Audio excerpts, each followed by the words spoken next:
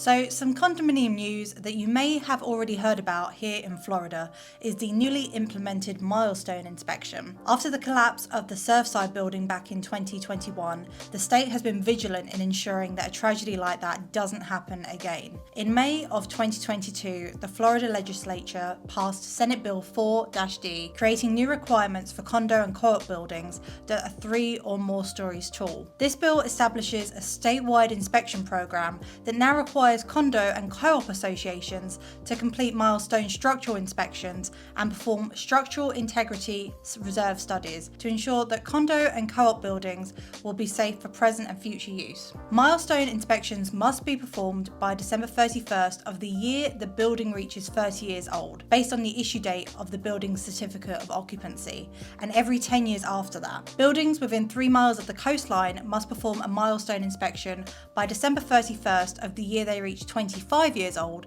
and every 10 years after that. The inspections must be performed by a Florida licensed engineer or architect. So what does this mean for condominium and co-op owners? It could mean an increase in HOA fees. Associations will now have to budget for repairs and replacements that are required many years in the future. For example, budgeting for a roof replacement in 20 years' time. It also means that the buildings are safer and owners are less likely to be shocked by special assessments when those replacements and repairs come to fruition. Some associations have already had special assessments and increased fees to accommodate for the repairs needed to bring the association up to the required standards. I think this will lead to an increase in fees at the present time, but will ultimately be less costly for future years as the possibility of special assessments is lessened. For more information or any questions on the Milestone survey, send me a DM.